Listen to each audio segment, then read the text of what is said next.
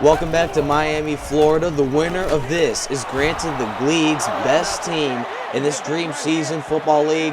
After 256 games to get to the postseason, we are down to the Raiders and the Bears. Oakland leading by 10, but Chicago is driving this football right down the football field. Third and inches coming up, Phil. Yeah, this game looked like it was well in hand with the Bears because they were up by 10, and as you see here, the Raiders with just a great comeback to be up by 10, and the Raiders had momentum, but the Bears are looking to get back in the end zone and take some of it back. Well, the Chicago Bears just got yet another first down. This has been a very impressive drive of the football here. Obviously, Chicago knows they have to at least get a field goal on this possession. Walter Payton maybe got that first, but it's too late now. The refs call it remove the chains. So first down and 10, ball on the 21 as we are near the end of the third. McMahon with a pass, right side, complete deep to Reitman, and he is inside the 5, down to the 3.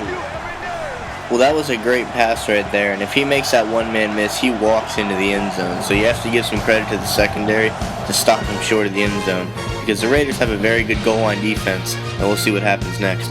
End of the third, and the Bears trailing by 10, but have first and goal, starting the fourth at the 3-yard line. Welcome back to Miami. This is the fourth quarter here in Chicago, knocking on the door inside the 5. First and goal. Pass, McMahon, underneath, left side. He is taken down short of the line of scrimmage. George Atkinson with a nice tackle.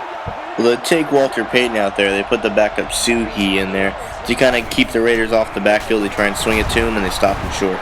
Walter Payton stopped short again, and that is Scott for a 1-yard gain. But look back to the last play. What a nice tackle by Atkinson. He is having one heck of a game, Phil. Yeah, he just knows how to read the field. As you see, he sees the running back come out of the backfield. He makes the clean tackle. Doesn't do anything fancy. He just gets his guy on the ground, and that's what they need right now. Third and goal. Ball on the 3.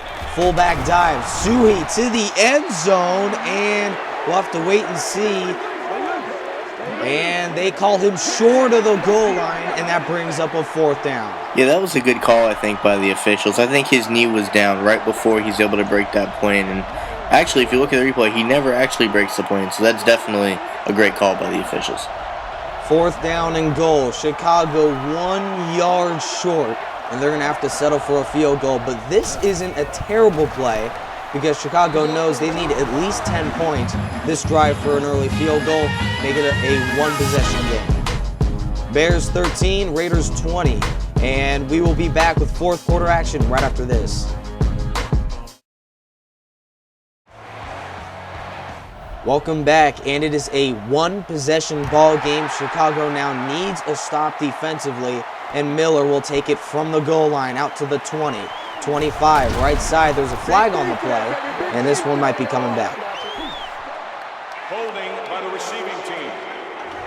Well, that wasn't a spectacular return to begin with, but after that hold, that's definitely something the Raiders didn't need. So now after the penalty, it brings up a first down and 10 at around their own 10-yard line, and now with Oakland inside their own 20 now, ball on the 19. Look for them just to run this ball, try and pound it, and chew up some clock here. Run play to Van Egan off the right side, and he spurts forward for about 9 yards, right near a first down, Phil. Well, Nick, as you alluded to before the break, that wasn't a horrible situation for the Bears to get 3 there because they need 10 points either way. But if the Raiders are going to be chewing up 10 yards per rush like they've been doing lately, there's a second one back-to-back. If they can take a lot of clock down, I don't see the Bears coming back. Van Egan for another 6-yard gain. And Phil, as you mentioned, this Raiders attack getting going here now early in the fourth quarter. Van Egan in the Wildcat formation of all places, but a first down and 10. A handoff to Banaszak, and that gets stuffed in the backfield. William Perry reading that play right from the start. Yeah, I mean, William Perry did a great job, but I don't think that's a play that you want to debut in the Super Bowl. The Raiders don't really look like a Wildcat team to me. So now second down and 12, and now the Raiders coming out in I formation with 3 wide receivers. Ken Stabler back to throw, looking, left side, incomplete, dangerous throw to the left there. Mike Richardson there to bat it down. Well, you see he's trying to get it to his receiver, Biliknikov, I believe it was, on the left side. And Bears corner did a great job of blocking the receiver from coming back to the ball. Banaszak, and that gets stuffed in the backfield. Fensick with his 5th tackle on the afternoon. And now this is a 3-and-out, and Raiders will have to punt right back to the Chicago defense. So they've done the job. Now can the offense take control and tie this ball game at 20? Yeah, with such a great punter that the Raiders have, I think their defense is playing good enough that they don't mind punting the ball this time. All right, Ryan, what do you have for us on the penalty situation? Well, thanks, Nick. Well, if you look into the penalty situation, you'll notice that both teams have done a great job of limiting self-inflicting penalties. The Bears have only 2 penalties for 20 yards, and the Raiders have only 2 penalties for 15 yards.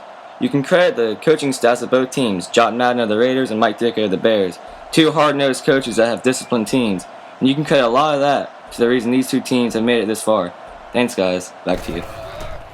Thanks, Ryan. And yeah, the reason why the Raiders and the Bears are in the Super Bowl, as much as their running games and high-powered defenses have brought them all the way here, it's been the penalties. And right now, these coaches battling it out. So first down inside the 50-yard line, ball on the 49. Walter Payton on the draw, and he gets maybe back to the line of scrimmage. Nice tackle there by Willie Brown. Well, it's a good thing this is a one-possession game, because if the Bears are going to drive the field, they're going to need to run the football. And the one bad thing about that is it does take time off the clock. So they have to run the ball and run it effectively if they want to take all this time off and score towards the end of the game. McMahon from the gun, man in motion, that's Reitman. Bears need to get into the end zone somehow, some way. 2:15 to go. McMahon rolling right, looking left side, completes a Galt, and he's got the first down, and he dives forward for a 15-yard pickup. Nice play for Willie Galt.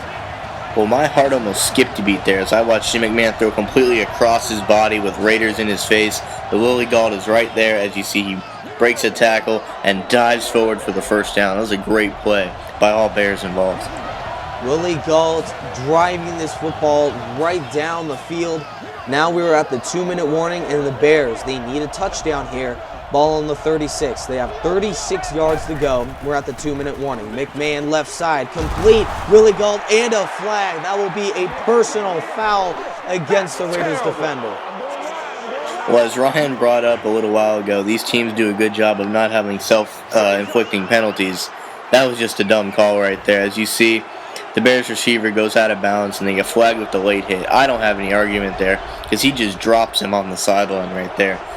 And the Raiders need to keep their composure. They're winning this game at the moment, and they just need to settle down. They can't have these dumb penalties. That's just inexcusable. Jack Tatum with the hit, and Phil, he is one of the hardest hitting players in the league. Ball on the 20 now. What a costly penalty for the Raiders.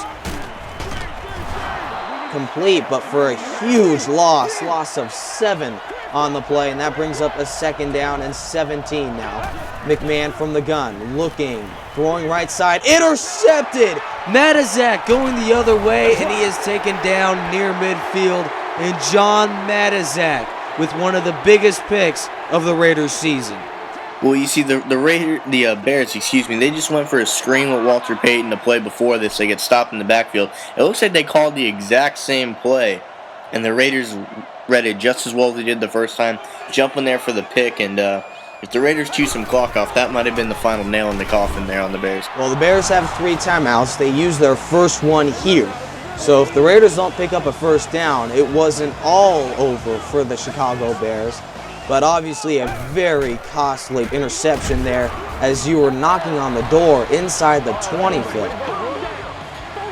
Yeah, the Raiders definitely have the offense to chew up a lot of clock, and that's exactly what they want to do here after the interception. If the Raiders have their way, they don't give the ball back to the Bears. So, well, the Bears defense did their job, loss of 6 on those 3 plays, and now brings up a Ray Guy punting situation. And that ball gets trapped inside the 10, and it bounces, and it gets down. Very favorable bounce for the Raiders. Ball at the 11, and the Bears will have one final drive. The Dream Bowl comes down to this. Bears 13, Raiders 20. Welcome back to the Dream Bowl. Obviously, that last punt went down at the 11-yard line, and that's where Chicago will take over. No timeouts, 1:21 to play.